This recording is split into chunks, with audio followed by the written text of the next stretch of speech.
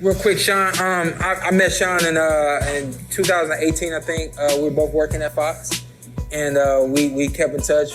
Again, me being a big football guy, I knew exactly who you are. I was like just blown away that you knew who I was when we met, and so I was like, again, just that thing that I do. Like, man, if I could just hold on a conversation long enough for him to know that I'm a cool dude, I get his number, and I'll be able to keep in touch with him and hit him up from time to time whenever. So, I mean, one thing leads to another, and we both actually out here now just living life and making the best of our opportunities. You got the promotional company now, the MMA. Yeah. What is it? Lights Out Xtreme Fight. Mm-hmm. And you guys been going since 2019? 18. Yeah, 18. Hey, tell them real quick your background. You love boxing. Yeah. I actually grew up. I grew up in Prince George's County, Maryland, and actually not too far from where I grew up at. It was like me, Kevin Durant, Michael Beasley, Vernon Davis. We had some of the top athletes, but what we did have around that time was a lot of boxers in that DMV area. A lot of boxers. So I grew up and I had boxers, professional boxers in my family. So I knew how to box. I learned how to box first before everything else because we had to. Like, we had problems at the cookouts. And, like, the gloves always... You told me that, man. I was like, what? Yeah, no, that's what it was. So... and you weren't far from where Sugar Ray Leonard grew up, right? In Palmer Park. So when I was a kid, I used to go over there in Palmer Park and Sugar Ray Leonard's gym, and I didn't really know. I was street fighting at the time. Like, I didn't really... Like, when you light skin coming from the hood, like, they don't... you know what I mean? You almost got to fight. Fortunate for me, I was... I was like a kind of a star athlete, so everybody like left me alone. Like all the neighborhood hustlers and stuff like that always made sure I stayed out of trouble. Right. And so I grew up boxing, but I would see like Joppy come, like back then Joppy would come. Joppy would come around there. Sugar Ray would be around all the time. Riddick Bowe would come down. I mean, everybody would come down to that DC area. Sean Bay Mitchell, maybe? Yes, yeah, that's right. Yeah. Okay, you talking. I forgot you. Yep. And so I was always surrounded by boxers. And I said this: if I didn't play football, I would have been fighting. Man, when I met you, it seemed like you was just hanging on to. If somebody give me an opportunity, I'm gonna take it. Oh, fighting? Fighting wise, yeah. Yeah. No. When I met you, were you actually doing? Yeah. So what happened was. I retired in 2000. I retired in 2013, and at the time I was already kind of boxing a little bit anyway, just sparring with, doing light sparring. Yeah. But I started to get into MMA training, like around 2000. You were like an MMA guy, not a boxer. I was an MMA guy. I was an MMA guy. So what happened was Jay Glazer over at Fox Sports, the broadcaster, he said, "Man, I think MMA would really help you in football." And I said, "How so?" He said, "Well, you can get better with your hands. And since I was outside linebacker and defensive end, it would just help you out in football." I said, "Okay, cool." So he said, "Meet me at the gym." The next day, he gave me an address. So I go to the address that he gave me. I walk in, and Jay Glazer is to the right, and Randy Couture is on the left. So I'm looking like, hold on, what's going on? Yeah. So I didn't know if he wanted me to like spar or do something with Randy Couture. This is when Randy Couture was still kind of at the top, was just had a big fight, right before then. So he was still kind of at the top of his game. And they said, no, we're going to teach you how to pummel and roll and do different stuff and help you open your hips for football. And so I quickly learned how different like fighting and the conditioning and everything was from football. And I started to do it every offseason. And so at first it just came like little pummeling and grappling and doing stuff like that. And then it started to transition into more of like light sparring and work with other heavyweights. And so I just had a knack for being in the sport. And what happened was I ended up being around more fighters, boxers and MMA guys than I was football players. So I would spend during the season, obviously, with my teammates and around football, and I would do the mandatory workouts, whatever we had, OTAs, that would be around the team doing football stuff. But the other times I was, working out with fighters. Mm-hmm. And what it did was I came out in 2006, that following year, and I won, led the league in sacks. Because my body and my hands, everything, I was very violent, right? My hands and what I was capable of doing. I didn't get tired. Fourth quarter, I was jumping around because I was so used to just like the sparring and conditioning for fighters was just a whole nother ball game that I never experienced. Yeah.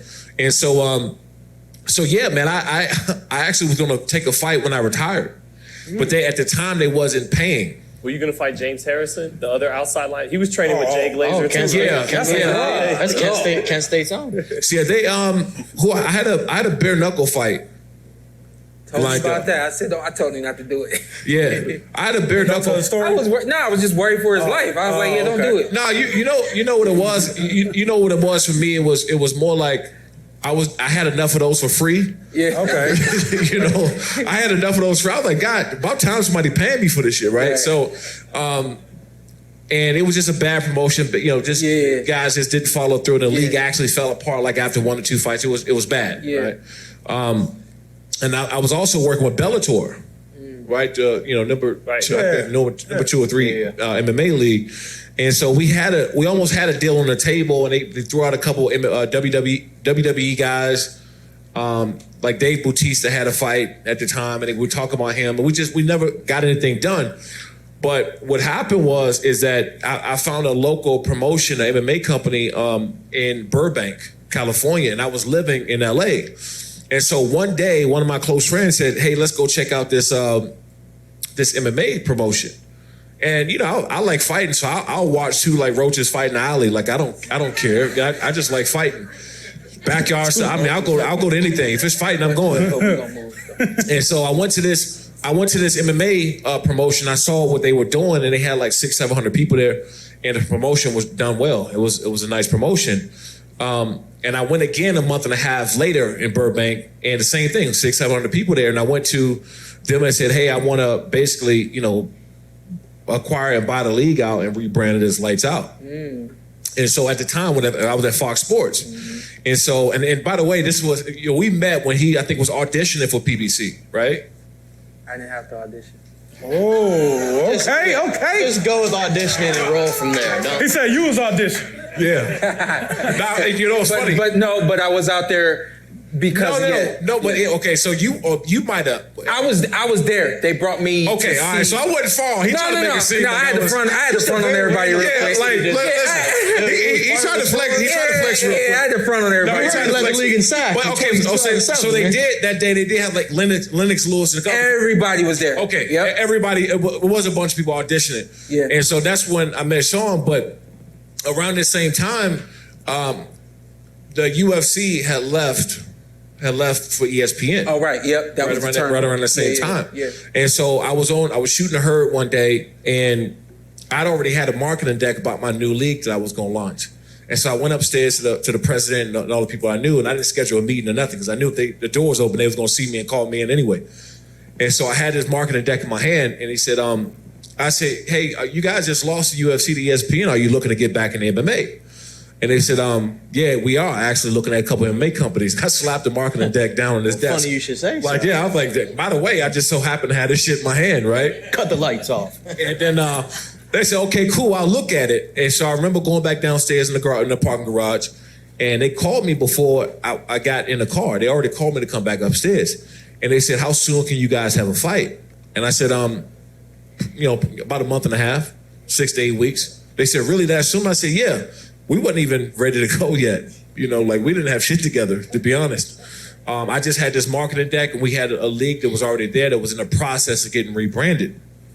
So they sent me over to the FS1 guys, and they sent me over to the regional. So we started out in Fox Sports West and Prime Ticket. And then my in-house production, everything was set. We was ready to go. And then we tied the Anaheim Ducks in our viewership the first time out. And so after that happened, that was game over. And so now we're at Fubo TV. There you go. Nice. There you go. That's where you got to pretty much get league passes to watch the NFL. Yeah. Same app. Yeah, same app. When I first started working at Fox, I'm seeing everybody out watching football and all these different types of things. And the thing that really resonated with me was that everybody's a fight fan. Everybody's a boxing fan. And so I kind of going back to the PorterWay Podcast and this being our 100th episode, my main focus, and we also got the Patreon now, has been trying to get people to understand that while NBA is great, NFL is great, I love the NFL, MLB is great, so on and so forth, all those guys love this right here. Right. We're still a speck in the sports world, while all the big guys in the sports world want to do what we do, which is what y'all seeing now, and want to be around us and so on and so forth. I remember running into Michael Vick and like he dapped me up, and I was just like, I can't believe you know me. You know what I mean? He said, man, I love the fight game. I love the fight game. So he told his friend, man, Shane Mosley's a really cool guy. So that's the whole purpose of this podcast, is just to expose boxing more to the world, and not just the boxing world. I know we got all of our fans, or majority of our fans are boxing fans, but we're about to expand and do some bigger and better things. We got 2 episodes now for the podcast, Thursday, and of course our Tuesday episode, which we'll still be recording on Sundays. But our Thursday episode will be on the Patreon. You guys can subscribe to that, patreon.com/TPWP. And that Thursday episode, we're going to have guys just like this that know the game and is on the other side of the world, that can bring them people in to where we at, so that they can understand how great this sport really is. Yeah, go ahead. I think, honestly, I mean, you know, this country as a whole, I mean, the reason why football is so big is because we love violent. Well, it's been put the way that the NFL's been pushed. And then, you know, like, I'll never forget my coaches saying during the summers and training camp, like, when we're running sprints at the end, it's 100 degrees outside, and we're sitting there throwing up. And it's like, if this was easy, everybody would do it, right? And I think the reason why people love fighting so much, because everybody's not trying to do that. Yeah. You know, it's one of those things where it can put you in a situation you find out who you really are. Yeah. You know, and I remember, you know, kind of going in the first time, and I'm bigger, I'm stronger than everybody. And I'm like, I'm going to whoop everybody ass, right? Like that was my mentality. But you know, I started to get tired and started to get winded, and you know, and like you start to break down mentally and the whole thing. So, you know, I quickly just realized that everybody is not, you know, meant to do it. Like, you can play basketball, you can play football, you can play in other sports. You're not playing fighting. Right. You know, you're just not playing fighting, and I think that that's why everyone loves the sport. There you go. All that being said, let's recap this weekend. Yeah. Yeah, just to your 2 points, there's actually 3 Shawns up here, which I think is funny. Oh, I forgot. Yeah, all different spellings. No, he spelled it. Yeah. No, he got it. Mine is SHAWNE. Yeah. Right. Yeah. Oh, okay. Which is all to yourself. I don't know any other Shawn that spelled it. I think that's why my mother did that. Okay. You know, she realized that was going to be something. Maybe, I don't know. But you lived up to it, huh? I think it's I guess. I think it's Shawne, but. Hey, but yo, hey, Shawn, listen. He said, nah, I ain't trying to fight every day. He's laughing, but so my grandmother, my family called me Shawne. See? They call my grandmother. They call me Shawne. And I don't say that because if anybody did that on the broadcast, where I made a tackle or a sack, because then it become the thing. Now, lifestyle don't mean nothing when your name's Shawne. No. In Brooklyn, they called me Shawne too. It's Shawnee. That was like 25% of my fights growing up. You know, my grandmother yelled out for me to come on. The lights came on and called me Shawne, and everybody was like, "Oh, you call me Shawne again? We're gonna strap it up right now." So, but to your guys' point about how other athletes, they love the fighters, and there was a famous piece in 2004 on ESPN where Roy Jones, it was called "Who's the Greatest," and it was, maybe you remember, Shawn. It was Michael Jordan, Serena, Derek Jeter, Roy Jones, and I'm forgetting somebody, but. It was a great athletes from every sport, and all Michael Jordan wanted to do was fawn over Roy Jones. He wasn't interested in Derek Jeter. He wasn't interested in Serena.